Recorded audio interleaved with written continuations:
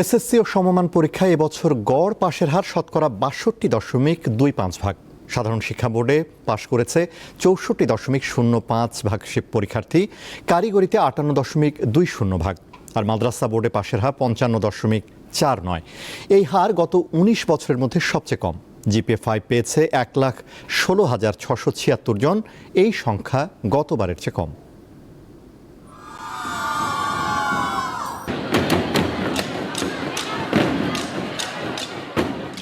ঘড়ির কাঁটায় সোমবার সকাল 10টা। রাজধানীর বিকারুন নিসা নুন স্কুল অ্যান্ড কলেজের সামনে শিক্ষার্থী আর অভিভাবকদের ভিড়। ফল প্রকাশের খবর আসতেই বদলে যায় চিত্র।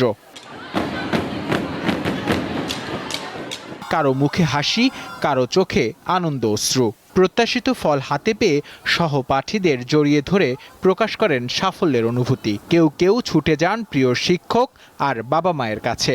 এটা আমাদের ফার্স্ট বোর্ড এক্সাম ছিল, তো ওই অনুযায়ী পাশের হার আর কি কম। নেক্সট টাইম ইনশাআল্লাহ আরো ভালো হবে। আমার মনে হয় আমি যেটা ডিজার্ভ করতাম আমার আল্লাহ সেটা আমাকে দিয়েছে। আমরা নিজের বেস্ট ট্রাইটা দিয়ে আমরা যে ভালো রেজাল্ট করতে পারছি এটা হচ্ছে স্যাটিসফাই।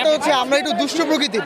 আমরা যদি তাদের মতো সারাদিন পড়াশোনা করতাম তাদের থেকে মিনিমাম 10% এগিয়ে থাকতাম। মেয়েদের আগ্রহ থাকার কারণ যথারীতি হ্যান্ডরাইটিং আর ওদের মুখস্থবিদ্যা। আমাদের ক্রিয়েটিভিটি বেশি কিন্তু ওদের মুখস্থবিদ্যা বেশি। কাসিনার সময় যেমন পাশের হার এত অতিরিক্ত হয়নি, এখন একটা লিমিটে আসছে। এ সময় সন্তানদের সাফল্যে আবেগে আপ্লুত হয়ে পড়েন অনেক অভিভাবক।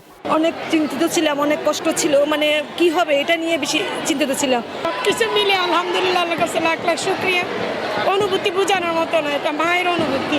10 বছরের চেষ্টার ফলেই আজকে একটা রেজাল্ট পেলাম, তো অবশ্যই এটা ভালো লাগছে। এবছর এসএসসি ও সমমান পরীক্ষায় গড় পাশের হার শতকরা ৬২.২৫%, যা গত বছরের চেয়ে ৬.২% কম। এবার জিপিএ 5 প্রাপ্ত শিক্ষার্থীর সংখ্যা ১,১৬,৬৭৬। গতবারের চেয়ে ২২,৩৫৬ কম। পাশ করেছে ২৭২৩, পার্সেন্টেজ 98.02%।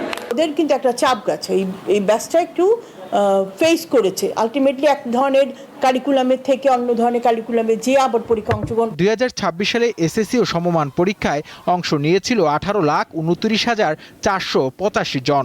এর মধ্যে পাশ করেছে ১১,৩৮,৮৭৭ জন। সকালে এসএসসি ও সমমান পরীক্ষার ফলাফলের বিভিন্ন দিক নিয়ে সচিবালয়ে কথা বলেন শিক্ষামন্ত্রী।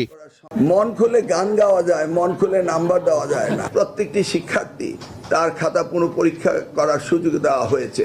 ঢাকা বোর্ডে পাশের হার দাঁড়িয়েছে শতকরা ৭১.৬৩%, চট্টগ্রাম ৫৯.৪৮, দিনাজপুর ৫৮.০৫, বরিশাল ৬০.৩৫, রাজশাহী ৬৩.৬৭, কুমিল্লা ৬৫.৪২, যশোর ৬৬.২৭, সিলেট ৫৮.৩৩ এবং ময়মনসিংহ শিক্ষা বোর্ডে পাশের হার শতকরা ৫৭.৩৯%।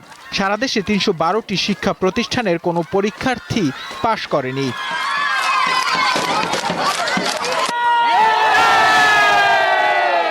ফলাফল শুধু একটি পরীক্ষার নম্বরের হিসাব নয়, যার সাথে জড়িয়ে আছে শিক্ষার্থীদের পরিশ্রম, শিক্ষকদের নিবিড় পরিচর্যা আর অভিভাবকদের অসংখ্য ত্যাগ।